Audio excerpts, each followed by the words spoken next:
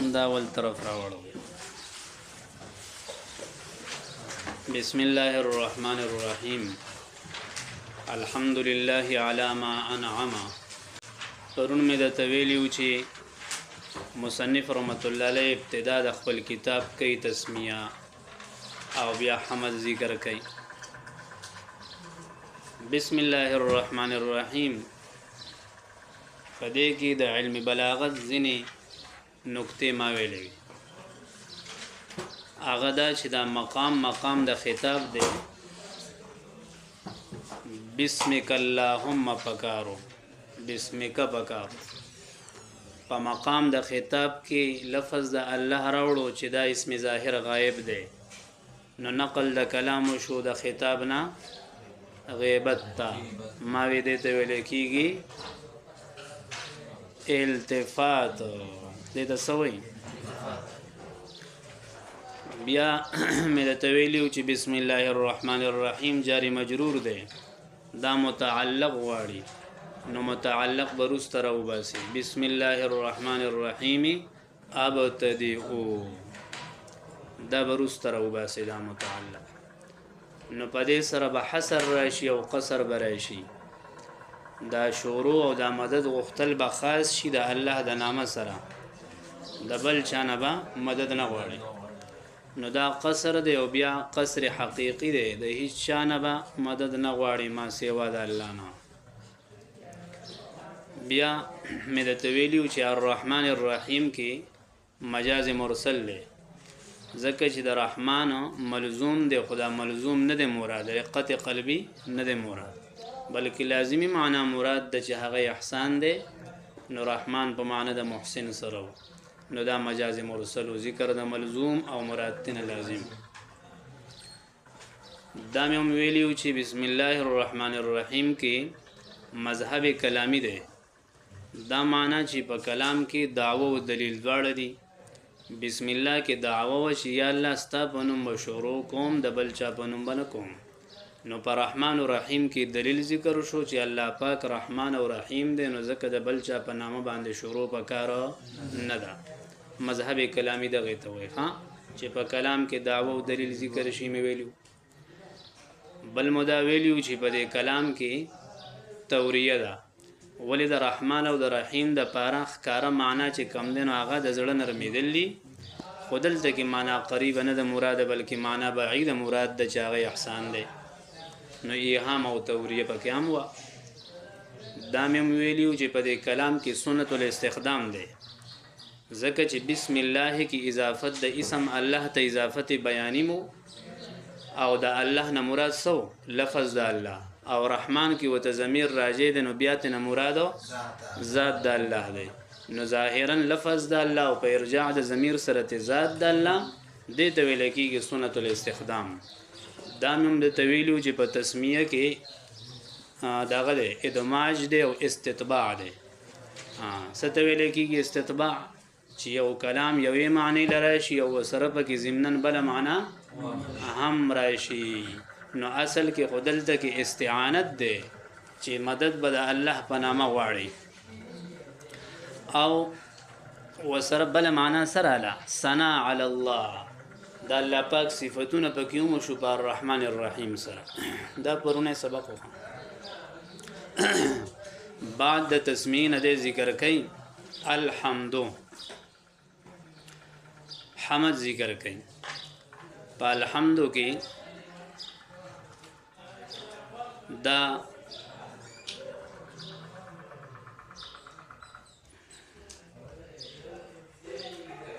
حمد لله، دا حمد معنا لغوي څه ده او معنا اصطلاحي څه ده، دا بحثونه بده کوي. دا حمد او د شکر په منځ کې څه فرق دی؟ درې څلورم بحث به د بهر نه کوو، اقسام د حمد څه دي. پنځم بحث ارکان د حمد څه دي. تفصیل د مقام دا دی چې حمد لغتن ستودن، حمد څه ته وایي؟ ستاینه. حمد په اصطلاح کې څه ته وایي؟ تا په کتابونو کې راټکو کنه لاندې راغی. هو الثناء باللسان حمد ویل کیږي صفت ته چې د چا صفتو کې خو په ژبه باندې ښا صفت وی په ژبه باندې نو دا باللسان دا تجرید دی ها ثنا کې وته د ژبه معنا نه اخلي او بیا بروسته جدا دا ژبه وسره واخلي نو د چا صفت کول په ژبه خدا صفت چې کې کنه نو دا د پاره د تعظیم کې کله نه که خلق وای یا غفلان کې نه دی یره ډېر لوی عالم دی ښا پونه شو یو پمنس کې هغه د ټکی نم دی وای چې خبر نه دی خو آسی وته سوی وای قابل سره پونه شو په الفاظو د مدح کې کله نه کله زبرودي پونه شو شیخ الحدیث وته وای او کله وته شیخ القرآن وای او کله وته سوی او پمنس کې هغه سم نه نو دغه نه کنه علا قصد التعظیم چې د الفاظ د حمد وی خو مقصد دیم څه دی اراده دیم د تعظیم د داغه بیا د ته چې داغه صفت کینو کاغه د سره سخېګړه او نعمت او احسان د باندې کړی دی او کنه دی کړی خو بس ته وینو سواء تعلق بالنعمت برابر خبره د تعلق د نعمت سره او بغیر ها د نعمت سره نه بل سره وي نو مولوی صاحب د حمد د تعریف نه دوه ټکی معلوم شو یو ټکی دا معلوم شو چې د حمد مصدر یعنی د حمد بدبکم زیګین راوزی د جبینا د حمد دراوتو زې سره جبا نو مصدر د حمد جبا د کوګ دی جبا دا نو مصدر خاص او متعلق عام شو ښا ک نعمت د سره ویو کني پتاي سي احسان ویو کني خدای صفت کې نو د حمد مصدر خاص شو جبا حمد خو ببل زنه کی او متعلق څه شو عام شو ک نعمت د سره کړی ویو کني وس راځه شکر له شکر څه وي فعل ينبئ عن تعظيم المنعم لكونها منعما د بتا یادو بخوا شکر ویلې کی هغه کار ته داس یو کار کې چې هغه چا چې د سراغه خېګړه کړي د هغه تعظیم پکې غرضی یم به او چې خبر ورکي هغه کار د تعظیم د چانه د منعم نه مولوی صاحب زما سره خېګړه کړي دا نظر لګم او دل چې کم نه نو سو ډوړې ولا کم به توري مثال نو دا ډوړې کول یو فعل دی د دې فعل مطلب څه دی دا فعل خبر ورکي د دغه مولوی صاحب د هغه انعام نه چې مولوی صاحب زما سره احسان کړو انعام یې کړو نو ما ولا د ډوړې زکه وکړه لکونها منعما زکه هغه په ما احسان کوون کړي بیا دا شکر عام دی ښا سواء کان باللسان ک په جبه باندې وي او بالجنان او یا پسې پزړه باندې جنان چرته نو وای ښا جنان جمع د جنتون جنتون ته نو کدا شکر بیا په جبه وي او ک پزړه وي او بل ارکان یا په لاس او خپو سره وي لاس او خپو سره وي ارکان دغه اعضاء ته وي مولوی صاحب وس شکر چې دی تاسو دغه تعریف نه اندازه ولګوي د شکر مصدر څه دی عام ده کنه سواء کان باللسان وای کپ شکر وای په جبه باندې هم کې د شي شکریا ادا کوم او شکر وای پزړه کوم راتلې شي چې داغه لپاره د شکر هغه سوچ راشي او وای دا شکر په ارکانوم کې د شي چې داغه چاپیو کې او داغه خدمت وکي دا هم شکر دی نو شکر د هغه مصدر څه شو عام شو او د شکر متعلق خاص دی متعلق صرف دا چې لکونها منعما تداغه شکریا زکا ادا کې چې هغه سو احسان کړی دی نو ګوره مولوی صاحب مسله حل شو د حمد مصدر څه شو مصدر پیژني مورد د حمد چې د کم زین راوځي د حمد مصدر هغه خاص شو او د شکر مصدر څه شو عام شو او د حمد متعلق عام شو او د شکر متعلق خاص شو دا شی نو د دوړو په منځ کې عموم خصوص من وجهن شو حمد من وجهن عام دی او من وجهن خاص یعنی حمد په جهت د مصدر سره خاص دی او په جهت د متعلق سره عام دی او دا شکر دا من وجهن عام او من وجهن خاص. نو دا شکر په جهت د مصدر سره عام دی او په جهت د متعلق سره خاص دی. دا سناسته ګران دی څه ګران دی. نو فمورد الحمد د حمد دراوتو زه چې دی لا یکون الا اللسان نبوي مگر جبوي ومتعلقه متعلق د چې دی یکون النعمت وغيرها نعمتم کې دی شی بل شم کې دی شي ومتعلق الشکر او د شکر متعلق چې دی لا یکون الا النعمه صرف بنعمت وی ومورده د هغه دراوتو زه چې دی یکون اللسان وغيره جبم کې دی شی بل شم کې دی شي. فالحمد حمد چې دی اعم من الشکر د شکر نه عام دی. څنګه عام دی؟ په یو لحاظ سره چې هغه لحاظ د متعلق دی به اعتبار المتعلق او دا حمد د شکر نه خاص دی به اعتبار المورد په اعتبار د مصدر سره. مصدر پیژنئ زید راوتو والشکر دا شکر چې دی دا د حمد بالالټ دی. څه مطلب؟ دا شکر په اعتبار د متعلق سره خاص دی او په اعتبار د مورد سره عام دی. دا خو تفتزانی صاحب د حمد معنی اصطلاحي وکړه او د حمد او د شکر په منځ کې نسبت بیان کړ. ما وی نور مباحث مشته. د حمد اقسام سدي او د حمد ارکان سدي. نو اقسام د حمد سلور دي. حمد القدیم للقدیم دویم، حمد الحادث للحادث دریم، حمد القدیم للحادث حمد القدیم للحادث سلورم الٹکا حمد الحادث للقدیم حمد الحادث للقدیم. نو دا حمد سلور اقسام دی. تفصیل لراشه. اول میں سووی حمد القدیم للقدیم. قدیم الله پاک دی چې الله پاک صفتو کې للقدیمی قدیم بیا څوک دی؟ الله د خپل ځان یعنی لکه الحمدلله رب العالمین د قرآن په اوله کې چې کوم حمد دی دا حمد د الله دی کنه او چا لې کړی دی؟ ځان لې کړی دی. نو دا حمد القدیم للقدیم شو. حادث پیژنئ ما او تا ته ویل کېږي. نو دویم قسم څه دی؟ حمد الحادث للحادث. حمد د حادث د حادث لکه حضرت یوسف علیه السلام چې داغه عزیز مصر صفت کوي انه ربي احسن مثواي وای دا زما مربي دی او وای زما د کور د رهایش وای خکړی دی. نو دا حمد د حادث شو. یوسف علیه السلام هم حادث دی او عزیز مصر هم انسان حادث دی. دریم حمد القدیم للحادث.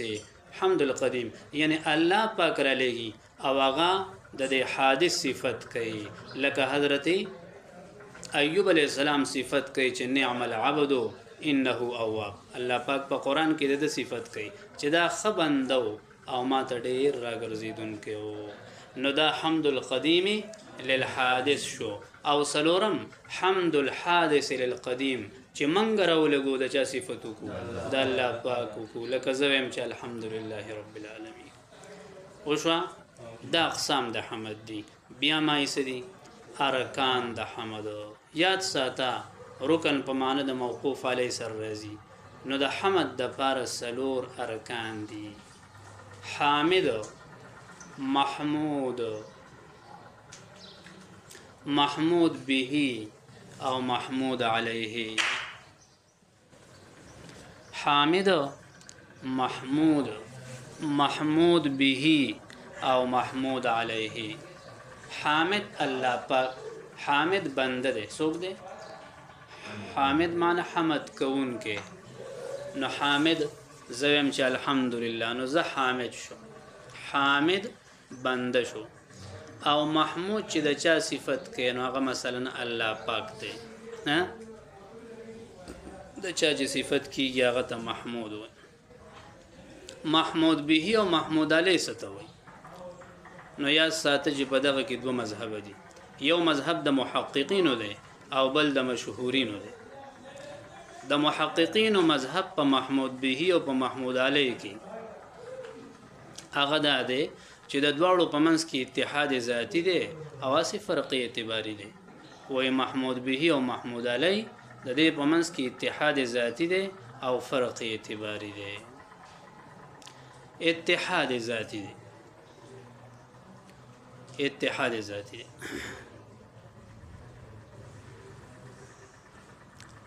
محمود به څه ته وایي؟ د حمد دی کلماتو ته وایي. نو ټیک شو جی، د حمد کلماتو ته وایي. الحمدلله دا کلمات چې دي نو دا محمود به ده. د دې په منځ کې فرق دا دی کدا مرتبه د حکایت شي، مرتبه د حکایت په خلی چې وي نو بیا محمود به، او که مرتبه د محکی عنه شي، مرتبه د محکی عنه شي نو بیا ورته ویل کېږي محمود علی. پوه شوئ چې خوله پې وخوځئ نو دا محمود به ده. هلکه دا یونس چې دی نو زبردست حافظ دی، نو که دا خبره زه په خوله باندې وکړم نو دا محمود به شو، که په خوله یې نه کوم په واقع کې هغه زبردست حافظ دی نو دا محمود علی ده. محکی عنه لحاظ سره محمود علی. او مشهورین وای چې نه د دواړو په منځ کې وای تغایر دی، اتحاد نشته. ولی ځکه چې محمود به څه ته وایي؟ وصف مسند الى المحمود، هغه وصف چې هغه مسندی محمود ته. وصف مسند الى المحمود، هغه وصف چې هغه مسند وي محمود ته. لکه مثال زید عالم، زبردست عالم دی زید. نو دلته کې عالم یو وصف دی او دا مسند دی چاته؟ د محمود ته چې زید دی، دغه صفت مو. نو دغه ته ویل کېږي څه؟ وصف حسن مسند محمود ته، دغه ته ویل کېږي محمود به. او محمود علی څه ته وایي؟ باعث علی الحمد ته وایي. مشهورین وایي څه ته وایي؟ دا حمد ته وی ولی ته چا مجبور کړی په دې حمد کولو؟ نو د محمود علی دا باعث علی الحمد ته وایي. زبارها الحمدلله حمد د چا لپاره؟ لله، د الله پاک لپاره. لله بیا یا ساته چې دا الله کم ذات ته ویل کی، نو د خدا الله معنی کوي چې کم تا بشر تعذیب کې ویل ده. عبد الله یزدی چالته کې کم ویلی و. الله اسم للذات الواجب الوجود المستحق لجميع المحامد. الله نوم دی، لفظ د الله د هغه ذات با برکات چې هغه واجب الوجود دی. واجب الوجود څه معنی؟ د هغه وجود ضروری دی، عدم پې نه رسي. الله واجب الوجود دی، ضروری الوجود دی، د هغه په وجود باندې عدم نه راځي. او هغه ذات مستحق دی لجميع المحامد، د ټولو محامد اصل مستحق الله پاک. فالله هو الولي. نو دا خو ایمانه شو کنه د الله. وس یو خبره ده، الحمد مبتدا ده ولله خبر ده. نو ته به خود اعتراض کوي چې دا حمد په عنوان د جمله اسمی سره راوړو، نو دا به په عنوان د جمله فعلیه راوړو کنه. لکه مخکې چې تفتزانی څنګه حمد وی نحمدو کا جمله فعلیه ذکر کوله، او د څه ذکر کوي؟ جمله اسمیه ذکر کوي. الحمدلله اسمیه ده. نو جواب تفتزانی صاحب کوي وای دا جمله اسمیه کې وای دوام او استمراری. نو د اشاره کوي دې ټکی ته چې د الله د پاره د محامد وای په هر زمانه کې دي، په هر زمانه کې دي، همیشه ولا محامد دي او په هر زمانه کې ولې. او جمله فعلیه کې خو صحیح حدوث او تجددي کنه چې ټیم په ټیم ولا محامد دي، او الحمدلله په مخ ولا محامد. والعدول وإذا اوریدل چې شوی د جملې اسمیه ته لدلالت، دا د لپاره شوی دی چې دلالت کوي پچا علی الدوام، په دوام باندې او په ثبات همیشوالی باندې. دوام او ثبات یو شی.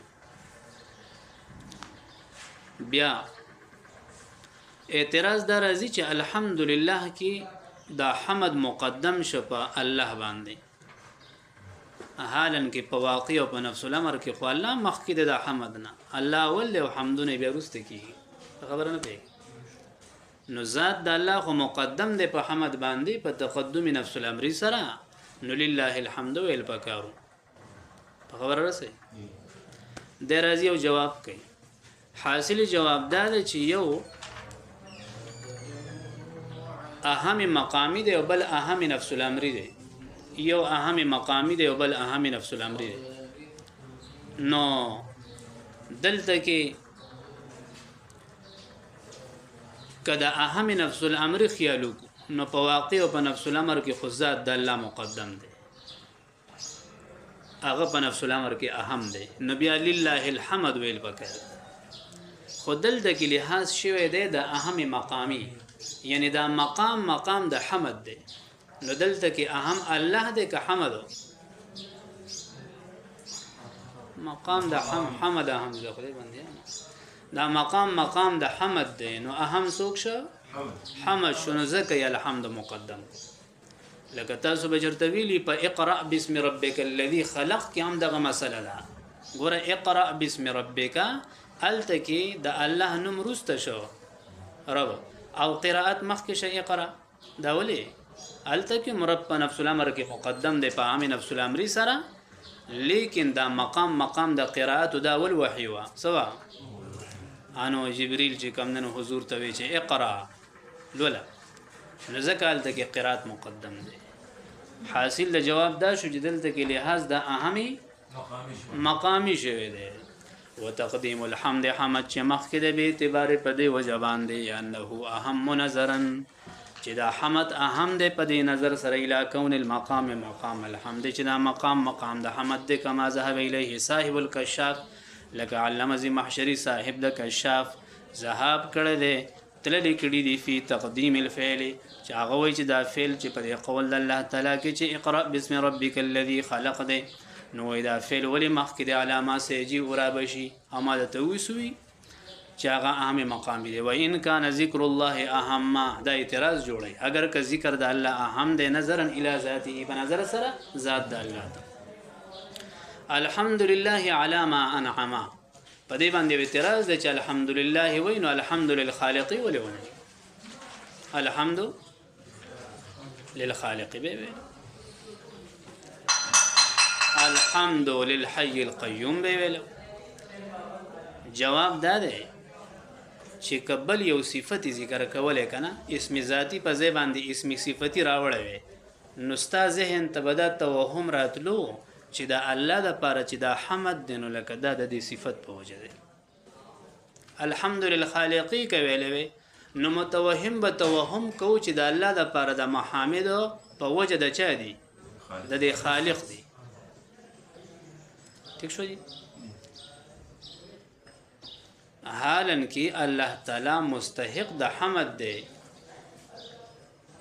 پوه صرف د خالق په وجه نه بلکې د هر صفت په وجه باندې د هر صفت په وجه